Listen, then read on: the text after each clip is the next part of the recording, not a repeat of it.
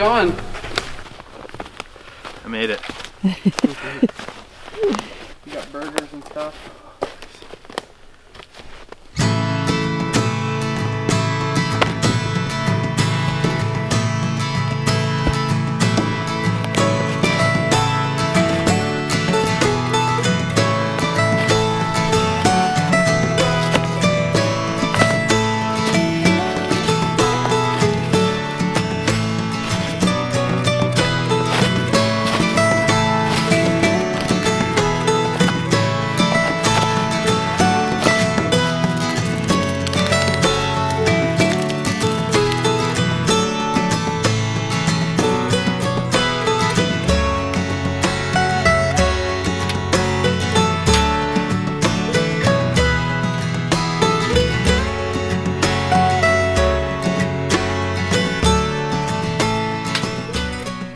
So here is the GOSO, that's get out, stay out, cooktop stove. We were given this, I think, in the summertime. We took it on an Algonquin trip, but that was a part of our we know nothing about camping. Unfortunately, we weren't able to use it because it was raining so hard and we lost equipment, we lost stuff. So here it is. We're gonna try it out and we're gonna see how it handles just us average guys cooking up a couple burgers, and yeah, just trying it out for the first time. So.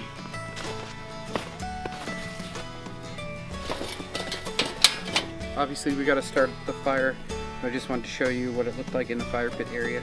So yeah, I'm just going to be kind of getting some of the fire prep ready. Matt's getting some logs ready, and we're going to go from there. You kind of wonder, how do we get all these shots and make it look natural?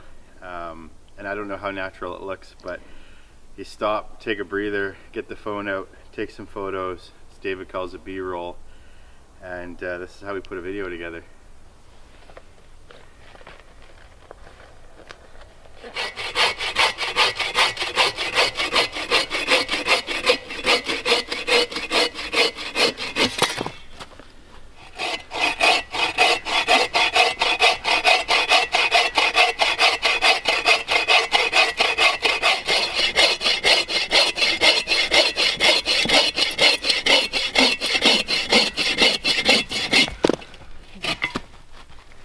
I got to get used to all my hand saws are the strength is on the pull.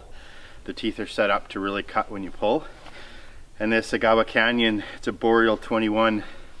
It's a beauty, but like woodworking, the power is in the push stroke, and just got to get used to that. I got 13 years of getting used to, you know, power on the pull stroke. So.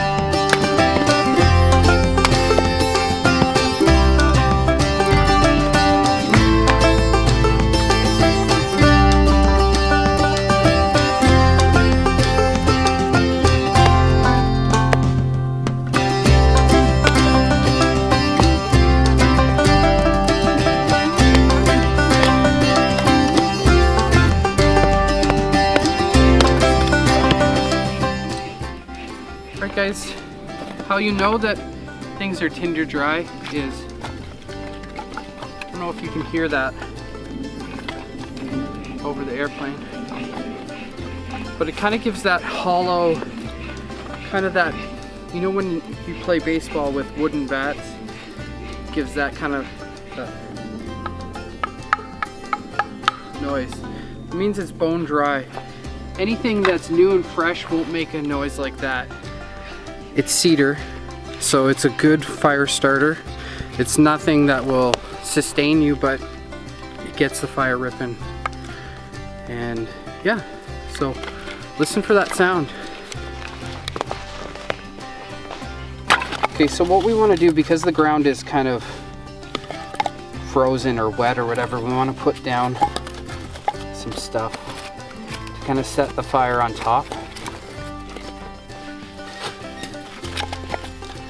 build like a little base. So we want the fire to keep going. We don't want it to go out. So we want to build a little base here to kind of get us started. So now we're starting a fire on something nice and dry, opposed to the ground, which is wet and frozen and gross.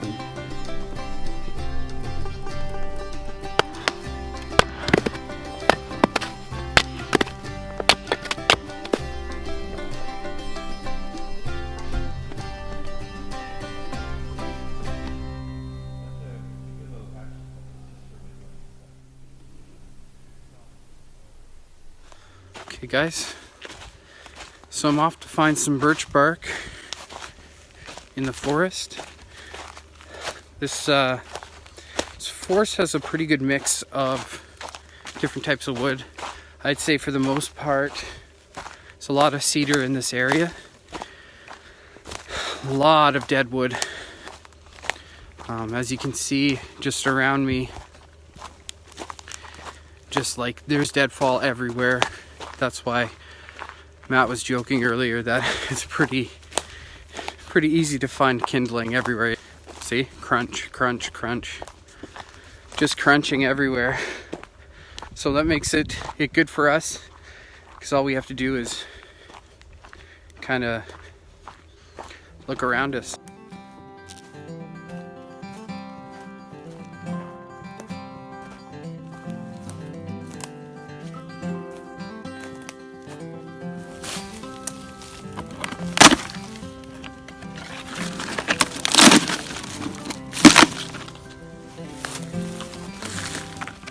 So as you can see, got our birch bark.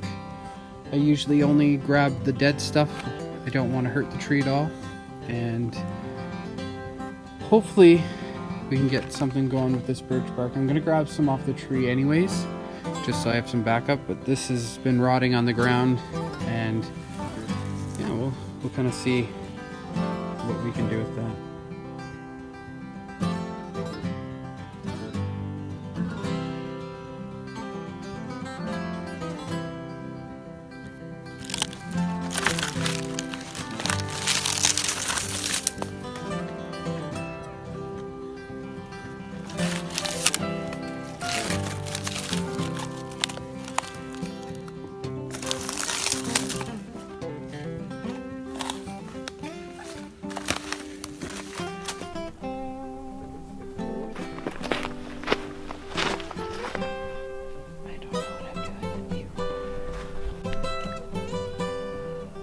Yeah, there is.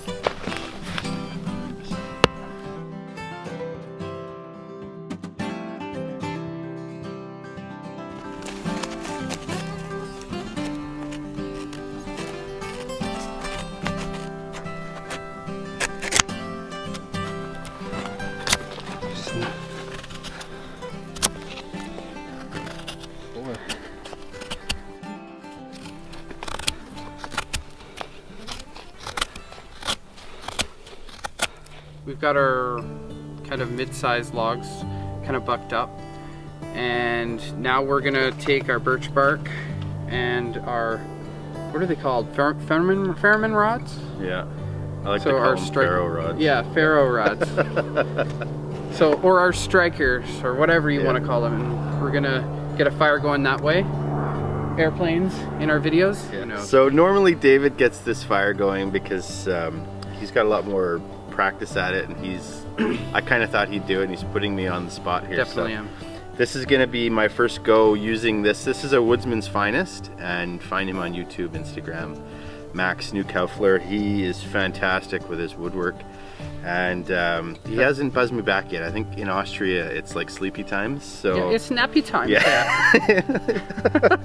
So it's a special kind of steel, and Max, maybe you'll get back to me by the time we edit this. But so he carves this handle, he puts the special steel in, and he's got a little grippy grip on the handle right there. He says you can actually do this one-handed. He showed me when you can hold the knife and the striker together in one hand, and he did it at the Temagami Outfitters where he was working in Northern Ontario. But anyways, This is the, where are we going? Matt got me this one for Christmas as well. As you can see, the differences between the two are just basically the top halves, you know. It's kind of, that's what he puts his personal touch into everything that he does, or that they do. And I love that we can kind of tell each other's one apart, so it's not like, oh, is that mine? And I like how this is kind of a green handle and this has kind of got more of the browny red tinge to it. So, and I like that there's a little handle on that, you know. So Woodsman's Finest has been to our property? Yes, yeah, so Max was here, it's been maybe 2 months now, or yeah, something like that.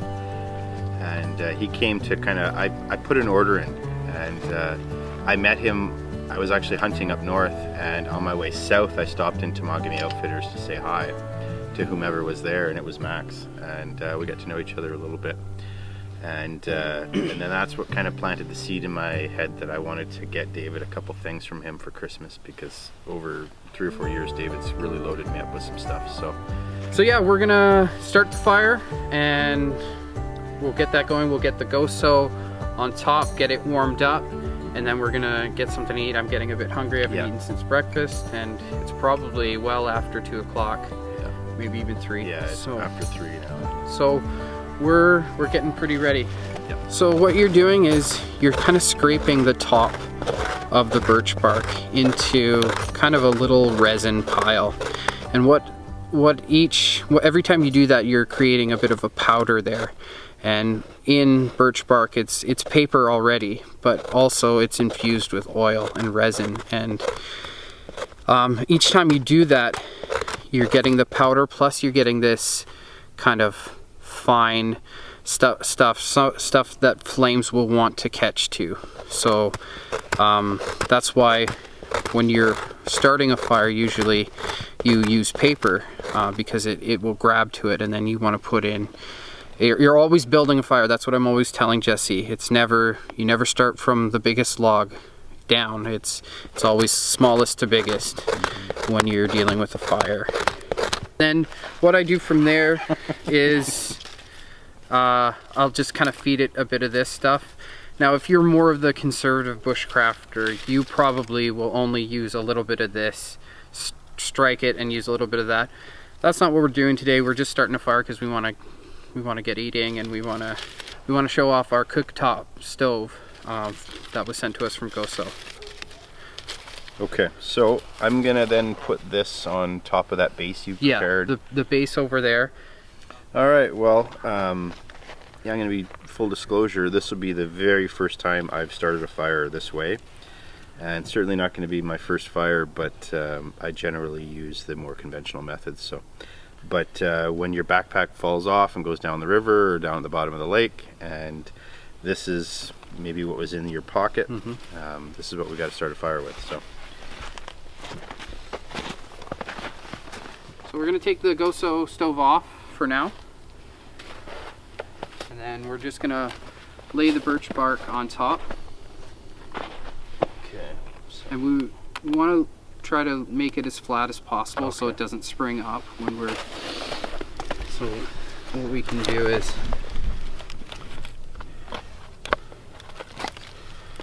Yeah, she's got a dip in her. Yeah, I guess there's a bit of. It's frozen too a bit. Yeah, but when you push down, it should be okay. Ooh, it's okay. Okay, so I'm gonna make a bit more of that, I think. Yep. Okay, I'm gonna keep this on me so I don't lose it.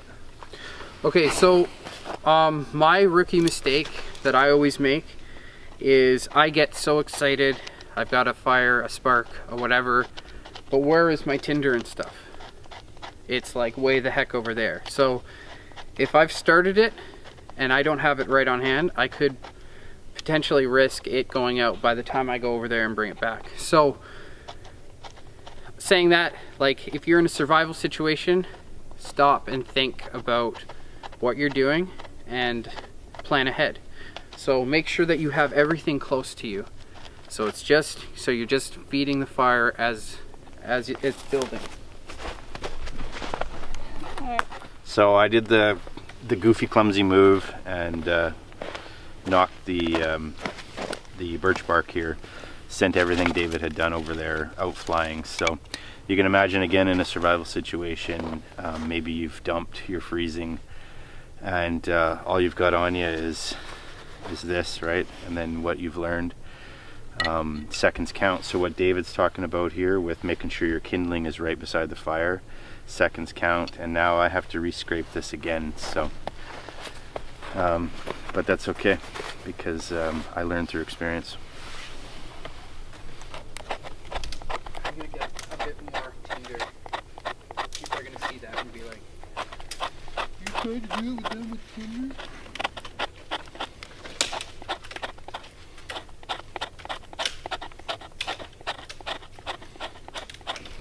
Where should I? All you want is like that bit of strike to hit, and then you want to throw your papery type stuff on it. Yeah. My knee was getting a little bit cold, so we're gonna put the bear's tarp down and then hopefully I don't catch hypothermia. Yeah, so just because this is kind of a training day for me, David's gonna kind of show me this sort of real simplified version of getting a fire going, and then we're showing it to you.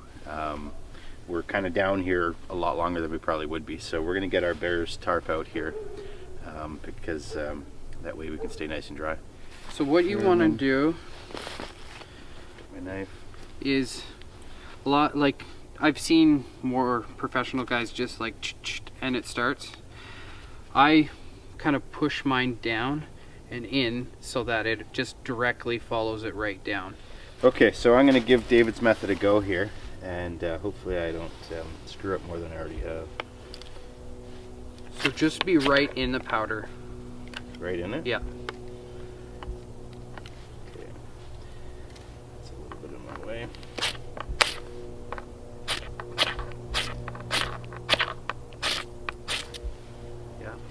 Haha, that feels good.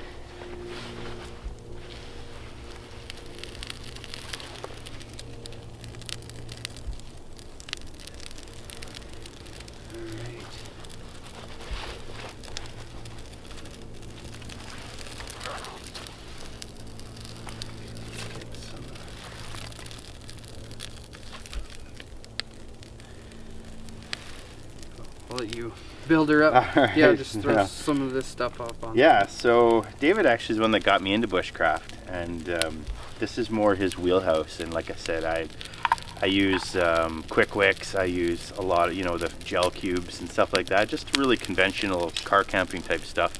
That's my wheelhouse, and so this is a great learning experience for me. I notice a lot of bushcraft guys like David, they'll like throw stuff down onto it, and I'm so, we both heat our houses with wood stoves, and I'm so used to like building like this perfect little like triangle tent of stuff, and then I see other guys, they just, you know, if you go watch whomever's popular on YouTube, and they're just kind of, and it tends to go. So I've got to maybe break myself of that kind of tenderfoot habit.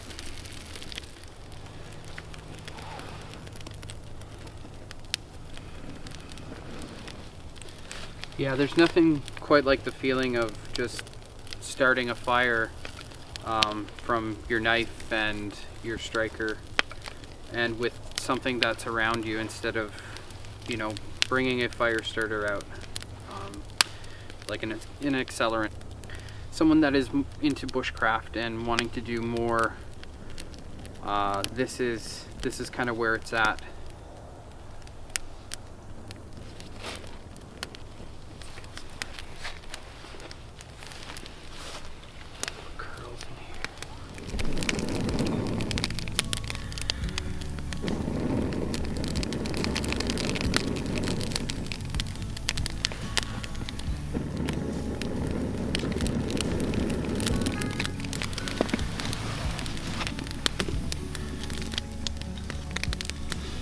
I think we got ourselves a fire. One thing I have learned online is it's kind of like a diamond method. You put your fingers into like a diamond shape and you blow through it, so it gives you a better direction, because when you blow it kind of goes like this, but if you kind of go, oh wow, that kind of gives more of a narrow kind of blast to the fire, and it gives it a directional of oxygen straight to the fire. And it's a good little method to it's something I showed Jesse, and he loves doing it every time we start a fire. He's there when I'm like, whoa, calm down, it's already going. So okay, so now we're gonna grab the GOSO stove. We know that like the fire's ripping now, so just gonna put it on top, and we're just gonna wait for it to kind of warm up and to get off anything that has been kind of on it since we've been back here. Like there's just a bit of like snow moisture and stuff.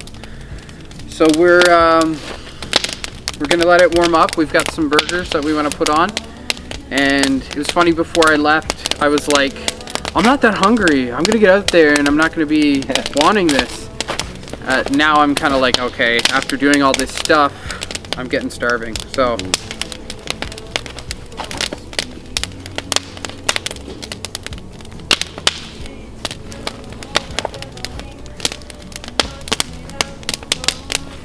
alright, so now we've kind of got this is our little table we made last year.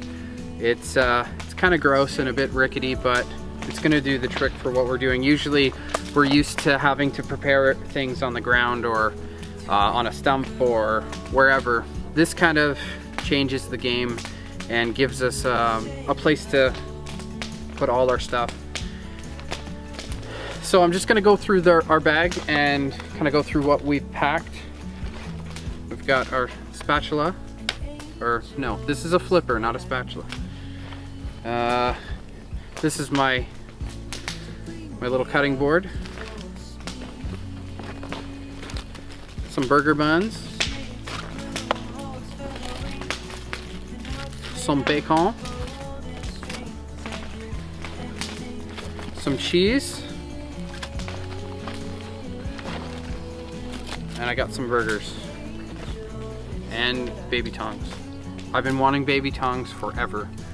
I got these at Dollarama, and yeah, these are great because you don't want to be bringing huge tongs out when you're in the middle of the bush. You want to have something small. Up next, we're going to be kind of putting everything onto the GOSO stove, seeing how it cooks up, and we're going to see what it does, how it works, and we just want to take the opportunity to thank GOSO for being very patient with us. We've went to make videos and it just wasn't the right timing for it. So we just want to thank them for being patient with us, and we're going to be using this stove, I know, in a lot more videos. So, but yeah, we're going to kind of review it after we're done. We're going to give our honest opinion of what we think of it, and we're going to go from there.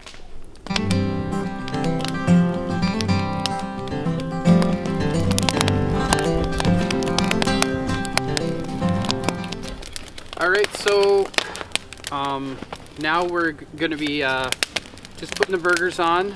Oh, the fire's so nice when your hands are freezing cold. But yeah, we've got a bunch of stuff kind of ready to go here. And just like, kind of like how we had the fire, starting the fire, we want everything kind of close to us so that we don't have to be back and forth, and it's just thinking ahead, preparing. So I know you're seeing a lot of plastic here. We do not burn our garbage or anything like that, so anything that we bring out we take with us. So for anybody that's worried about what we're doing, so I don't know really the best way. I don't want to burn these, so I'm just gonna put them kind of right around. Might want to take the paper off. Paper's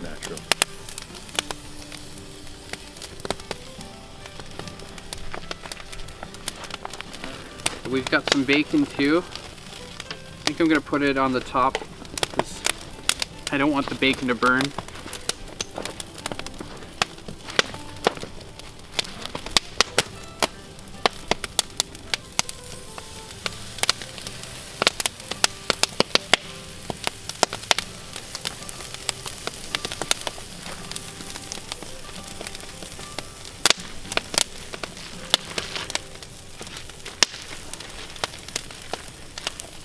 Just kidding.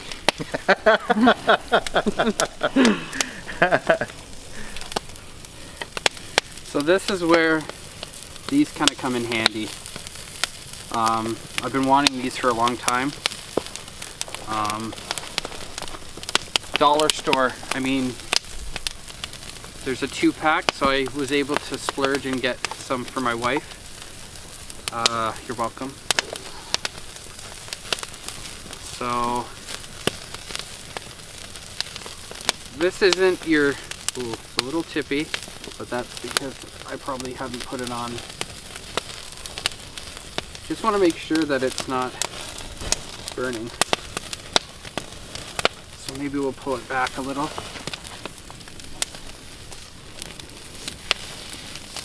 I know you're not really supposed to move a burger, but when you're bushcraft doing this on a stove out here, when the flames are kind of high, you're going to want to play with it a bit. That's what she said.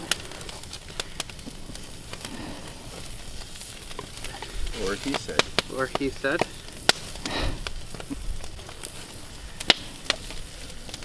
So the great thing about this cooktop is that you can, there's no chemicals on it, so it's ready to go right out of the box or right out of the bag or whatever. And it's so your cooktop is pretty clean unless you've kept it somewhere kind of gross, like a shop or something like that. My shop is pristine. Yes. Does it have a concrete floor? I wanted to, but My dad I didn't have $3,000. Dad didn't want you to, right? Dad was like, I don't want a concrete. Yeah. You know what would be great? Concrete in that shop. Concrete everything. So this is cool. I like the double platform because here is ripping hot, but up here is a bit cooler. So you can put anything on top. If you, I'm burning my knees here. Jeez.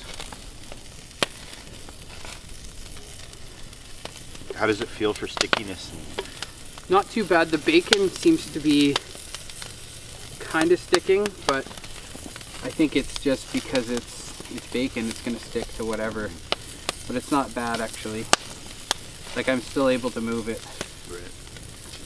So speaking of moving, how does it feel to run the spatula across the grate? It's good. It's like you have these things normally. Yeah. And you know what? In a pinch, these things are great, but very awkward. They bend and bow, and they're flimsy, and like the sides are made of metal, so touching those, you burn your hand. But with this, everything's kind of on a steady, level playing ground, so everything's gonna cook flatter, which is kind of cool. And having these tongs helps a lot. And everything's cooking evenly, which is cool.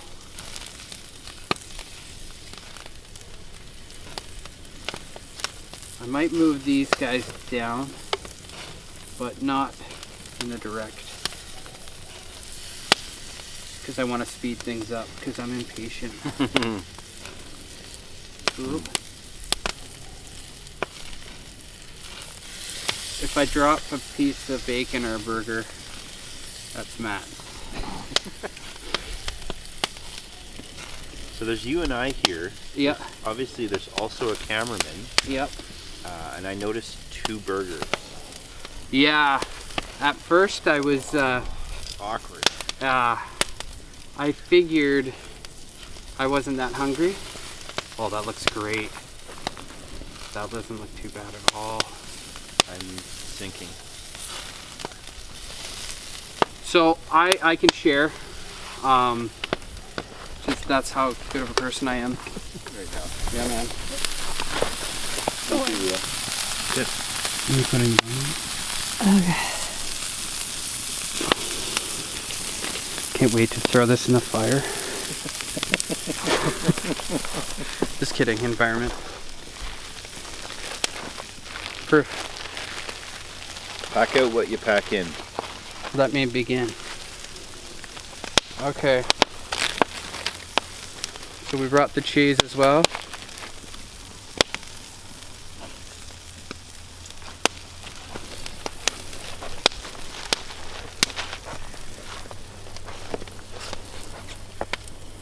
Oh, I should have brought some spice. Mm-hmm. But I'm gonna be honest, this is pretty Yeah. like flippin' amazing. Yeah. I know a lot of the products we get we really like, but we really like camping. So if we really like everything that people are sending us, we get it. Like, it seems like we're being paid to say that. We're not. This actually is a really cool invention. The 2 levels is amazing because I don't need to set my burger buns on some disgusting, you know, stump or whatever. We know this is more of like a fine camping idea.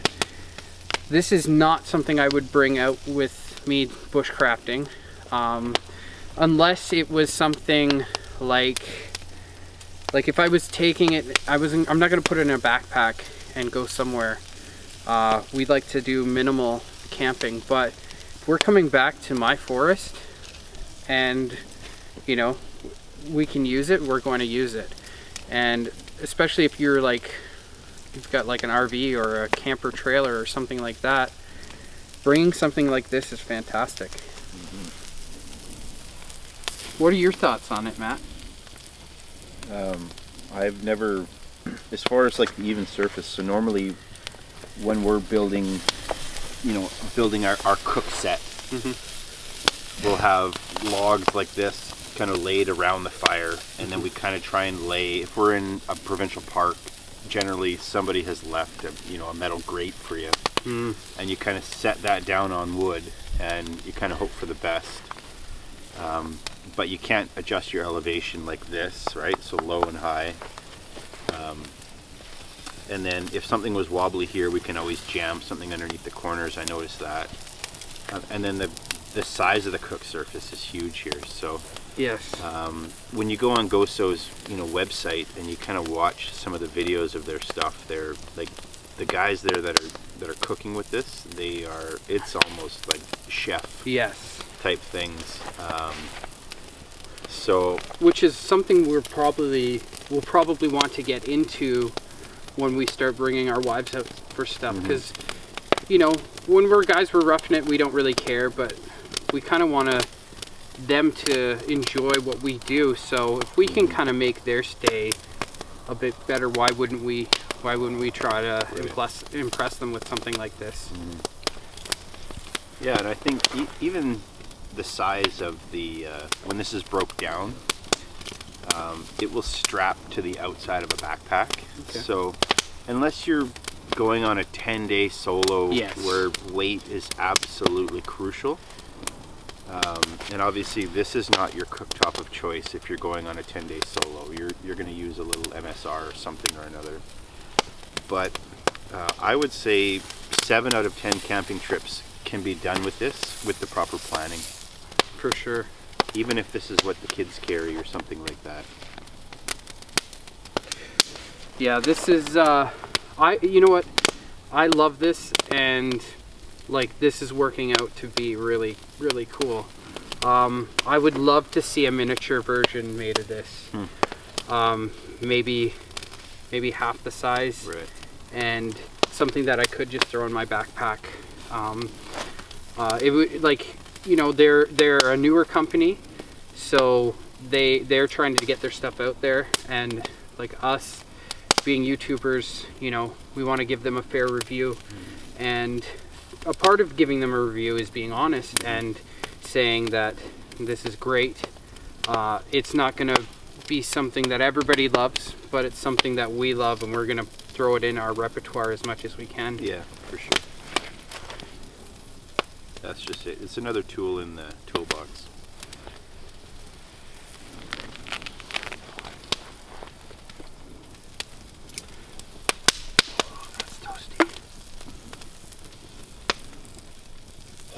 Look at that.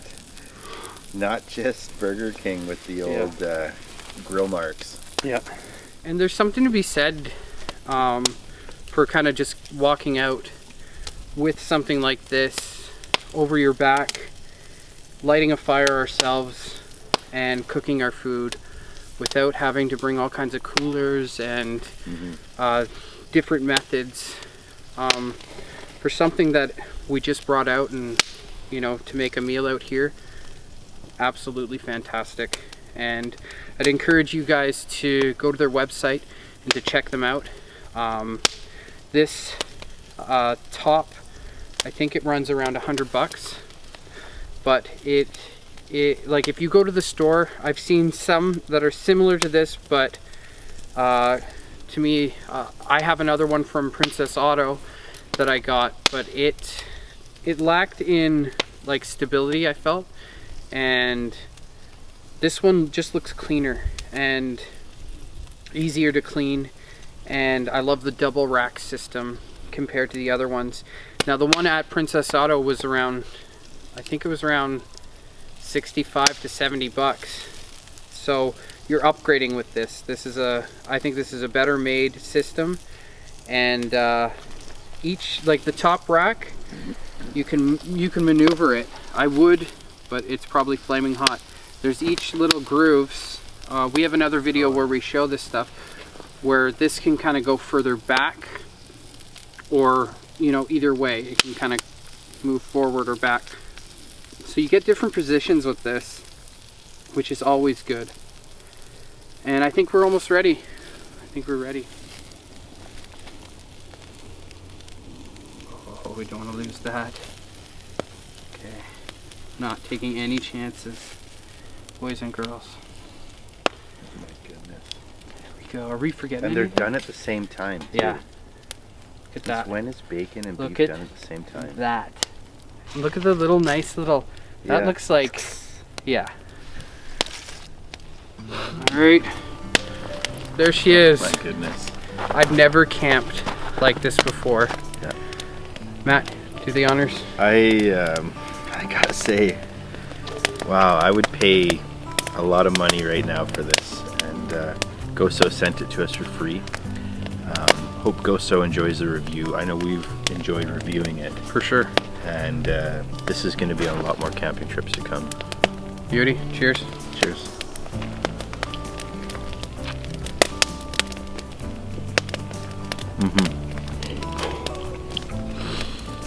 Wow.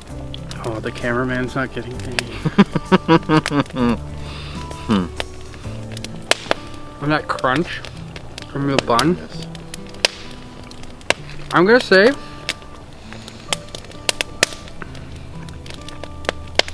this is better than a barbecue that I've had.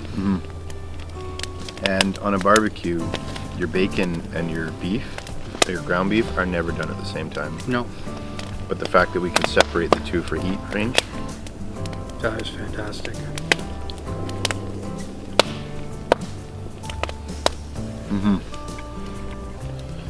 Well, I am gonna save some for the cameraman.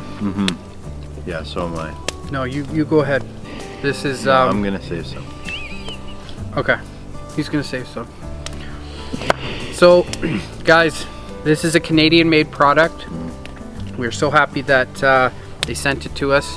We will be using this a lot more. I can guarantee you that.